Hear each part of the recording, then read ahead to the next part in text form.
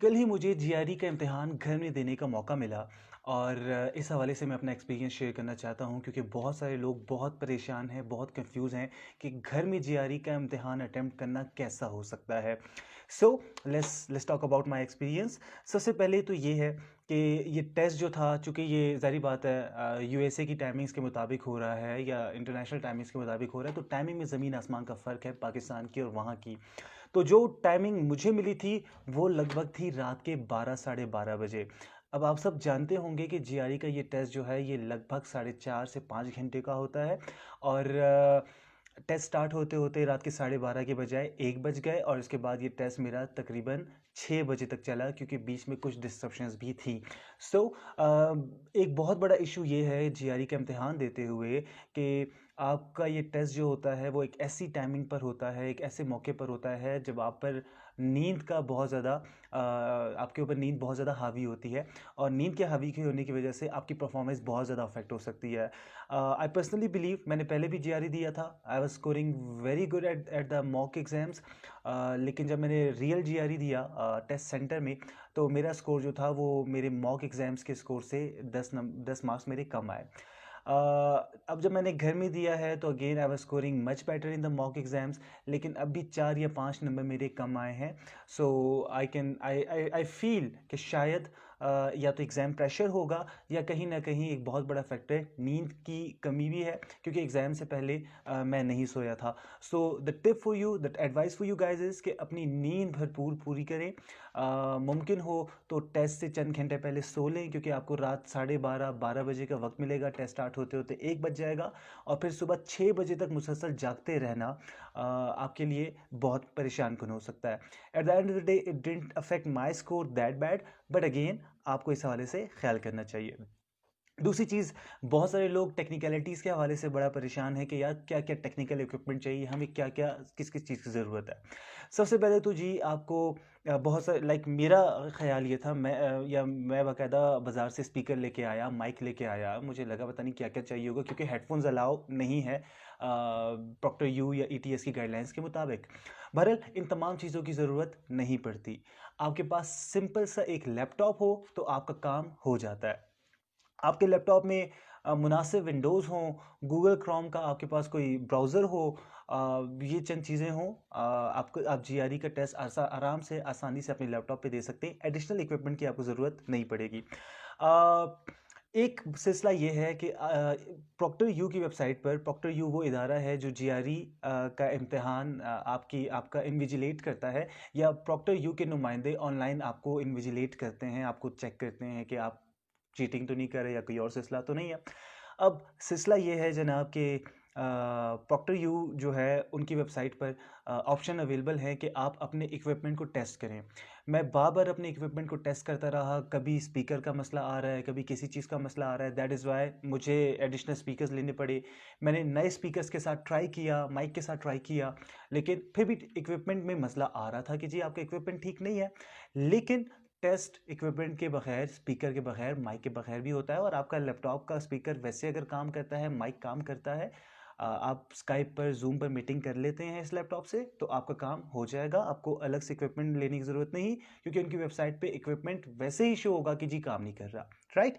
अच्छा जी, आपको लैपटॉप चाहिए, लैपटॉप के अलावा आपको क्या चाहिए? ये बात ज़हन में रखें कि आपको रफ वर्क करने के लिए पेपर यूज़ करना अलाउ नहीं है। So you need a board like this, एक व्हाइट बोर्ड, और इसके अलावा जो बोर्ड मार्कर्स होते हैं आपको वो यूज़ करने हैं।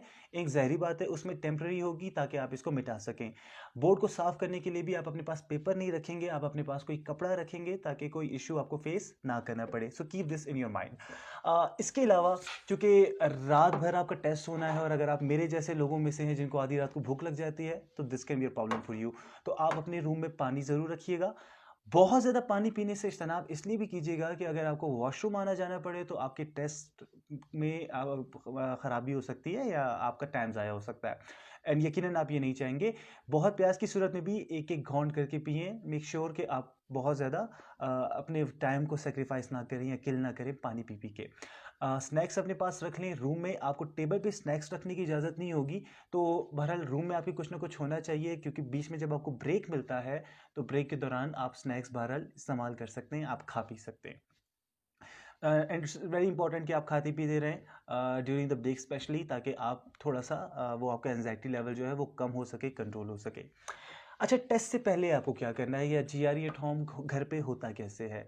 सबसे पहले तो आपको, जैसे जीआरई की रजिस्ट्रेशन होती है ईटीएस की वेबसाइट पर और आप उसके लिए पे करते हैं, आपको वही रजिस्ट्रेशन का सिलसिला करना है और आपको जीआरई एट होम को का जो ऑप्शन है आपको उसको ऑप्ट करना है। इसके अलावा जब ये हो जाएगा तो आपको एक ईमेल आएगी और उस ईमेल में आपको कहा जाएगा कि प्रॉक्टर यू की वेबसाइट पर जाएं और उस वेबसाइट पे जाके अपना अकाउंट बनाएं। अपना अकाउंट बनाने के बाद आप अपने टेस्ट को स्केड्यूल करें कि आप कब चाह रहे हैं आप टेस्ट दें। तो आपने यही करना है, अपने प्रॉक्टर यू की वेबसाइट से अपने टेस्ट का स्केड्यूल करना है कि मैंने इस तारीख को ये टेस्ट देना है जीआरई एट होम।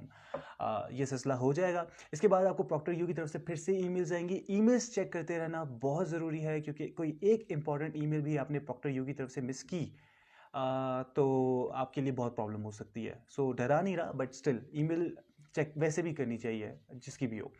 तो ईमेल पे बहरहाल आपको एक ब्राउज़र सेंड कर दिया जाएगा और इस तरह की कुछ चीज़ें सेंड कर दी जाएंगी, जिसको या प्रोग्राम सेंड कर दिए जाएंगे, आपने उनको इंस्टॉल कर देना है अपने लैपटॉप पर। क्या होगा उस ईमेल में, फॉर एग्जांपल एक एक्सटेंशन होगी गूगल क्रोम की, जिसके थ्रू गूगल क्रोम की एक्सेस आपको मिल जाएगी और बाकी सारा सिलसिला, सॉरी, प्रॉक्टर यू को गूगल क्रोम की एक्सेस मिल जाएगी और आपके पास ईटीएस का ब्राउज़र आ जाएगा जिस पे एक्चुअली आपने टेस्ट अटेम्प्ट करना होगा, राइट? अच्छा, ये तो था बिफोर टेस्ट। आपके पास गूगल क्रोम हो मुनासिब और उस पर ईटीएस टेस्ट ब्राउज़र साथ में एक अलग से इंस्टॉल हो जाएगा और ये सिलसिला होगा। अब टेस्ट वाले दिन क्या होगा? टेस्ट से पहले की बात तो हो गई। टेस्ट वाले दिन आपको गूगल क्रोम अपना ओपन करना है, टेस्ट से 15-20 मिनट पहले ओपन कर लें। जो गूगल क्रोम की गूगल क्रोम पर बिल्कुल टॉप पर प्रॉक्टर यू का एक निशान बना होगा। प्रॉक्टर यू का जो सिंबल है वो उल्लू है, तो एक उल्लू का निशान बना होगा, आपने उस पर क्लिक करना है, लॉगिन करना है अपनी आईडी और पासवर्ड से। तो प्रॉक्टर यू की वेबसाइट ओपन हो जाएगी या पोर्टल ओपन हो जाएगा। वहाँ बाकायदा टाइमर आ रहा होगा कि आपका टेस्ट स्टार्ट होने में इतना टाइम बाकी है। आपका टाइम जैसे ही कंप्लीट होता है तो आपको ऑप्शन आ जाएगा कि टेस्ट स्टार्ट करें। आप जब टेस्ट स्टार्ट करेंगे तो कुछ छोटे छोटे चेक्स होंगे और जैसे जैसे ही वो छोटे छोटे चेक्स आप पास करेंगे, नेक्स्ट नेक्स्ट करते जाएंगे, तो एक स्टेज आएगा जहाँ पे आपको कहा जाएगा कि ओके, स्क्रीन शेयरिंग की परमिशन दे दें और साथ में अपनी तस्वीर ले लें जो आपके वेबकैम के थ्रू ली जाएगी, राइट? तो आपने आपने अपने वेबकैम पे अपना जो है फेस एंगल ऐसे रखना है कि आपकी पिक्चर ले ली जाए। इसके बाद आपको कहा जाएगा कि आप अपना पासपोर्ट जो है उसकी पिक्चर सामने रख दें, लैपटॉप के सामने ले आएँ उसके वेबकैम के सामने। अब मेरे साथ इशू ये हुआ कि अब इस वक्त मैं आई एम बियर्डेड, अब दाढ़ी रखी हुई है, जब पासपोर्ट बना था तब दाढ़ी नहीं थी। तो सिस्टम बहरहाल उनका ये कह रहा था कि जी face is not except recognizable या कोई इस तरह की प्रॉब्लम आ रही थी। सो मैं काफ़ी डर भी गया था कि यार क्या करूँ, अब रात को 1 बजे शेव करूँ दैट वाज नॉट पॉसिबल। तो खैर ये चीज़ इशू नहीं बनी। आगे बताता हूँ वो सिलसिला क्या हुआ। So you don't need to worry at any stage, क्योंकि मैं बहुत ज़्यादा एंजाइटी फील कर रहा था। आपको जीआरई एट होम में टेंशन लेने की बिल्कुल ज़रूरत नहीं है। टेंशन लेने के लिए जीआरई का इम्तिहान खुद काफ़ी है। ओके, ये चीज़ तो मैंने आपके साथ शेयर कर दी है कि आपको वेबकैम पे पिक्चर लेनी है, पासपोर्ट की पिक्चर लेनी है, पासपोर्ट की और आपकी पिक्चर मैच नहीं भी कर रही तो बहुत बड़ा मसला नहीं है। लेकिन इसका मतलब ये नहीं कि आप अपने टेस्ट में किसी और को बिठा सकते, क्योंकि आगे जाके मैनुअल वेरिफिकेशन होनी है इसकी। खैर, इस तमाम प्रोसेस के बाद प्रॉक्टर यू का जो एजेंट होगा उसको आपकी वो आपसे चैट करेगा। वो आपको एक फाइल भेजेगा। आप उस फाइल को या आपके पास प्रॉक्टर यू की तरफ से एक फ़ाइल आ जाएगी। फाइल डाउनलोड करके या उसको ओपन करके एक चैट बॉक्स खुल जाएगा। उस चैट बॉक्स के थ्रू प्रॉक्टर यू का एजेंट जो है वो आपसे कम्युनिकेट करेगा, चैट पे भी, और बाकायदा लाइव आपसे बात भी करेगा। वो आपको देख सकता होगा, आप उसे नहीं देख सकते होंगे।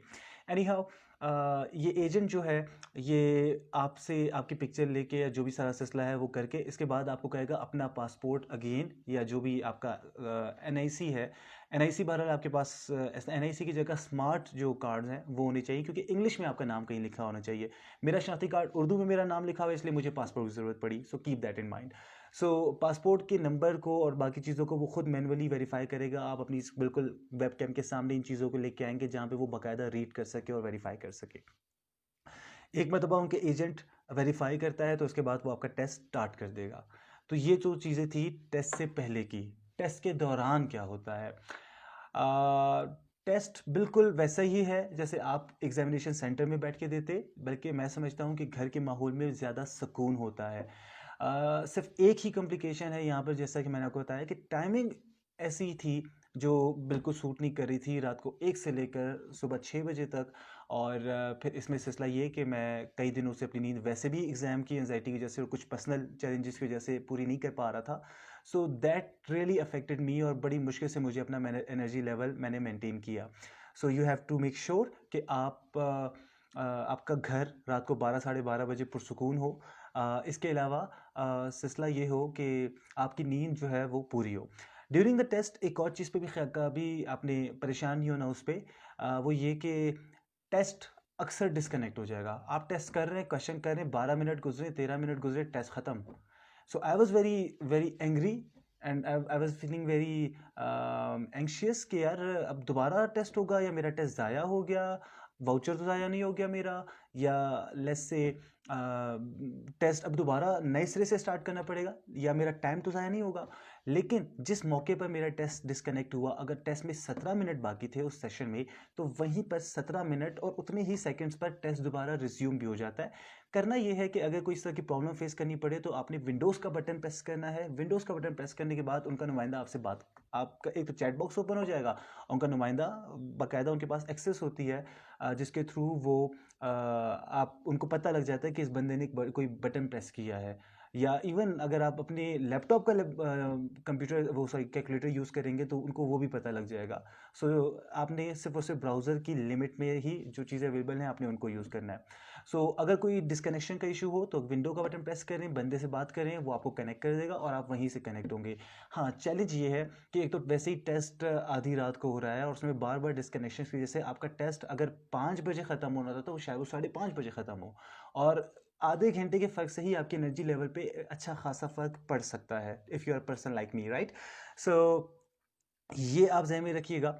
Eight the end of the day बहुत सारी प्रॉब्लम्स आपके ज़हन में हो सकता है अब भी हों कि जी टेस्ट में क्या टेक्निकलिटीज़ दिस दैट। आपकी तैयारी अच्छी होनी चाहिए, आपका फोकस सारा का सारा अपनी तैयारी पे होना चाहिए। आपको टेक्निकलिटीज़ पे परेशान नहीं होना। प्रॉक्टर यू के नुमाइंदे बहुत ज़बरदस्त थे, बहुत खुश अखलाक थे, बहुत ही मैं समझता हूँ कि टेक्निकली बड़े साउंड और स्ट्रॉन्ग थे। सो वो कभी भी आपके टेस्ट पर आँच नहीं आने देंगे। ऐसा नहीं होगा कि आपका टेस्ट बीच में रुक गया और बस ख़त्म, आपके पैसे ज़ाया या आपका वक़्त ज़ाया, कोई कहे कि आपने जो क्वेश्चंस अटेम्प्ट किए थे वो ज़ाया, नो। तो जहाँ 5 घंटे का टेस्ट दे रहे हैं, अगर थोड़ी बहुत बीच में डिसरप्शन होती है, that's not an big issue. So moral of the story, relax रहें, पानी बहुत ज़्यादा मत पिएँ, खाने-पीने के लिए रूम में कुछ ज़रूर रखें, अपने पास व्हाइट बोर्ड या इस तरह का इक्विपमेंट लाज़मी रखें, सिर्फ़ एक मुनासिब सा लैपटॉप काम आ जाएगा, सो एडिशनल इक्विपमेंट की ज़रूरत नहीं होगी, और पुरसुकून रहें क्योंकि ये आपकी परफॉर्मेंस के लिए बहुत ज़रूरी है। थैंक यू सो मच, अपना ख्याल रखिएगा। अल्लाह हाफ़िज़।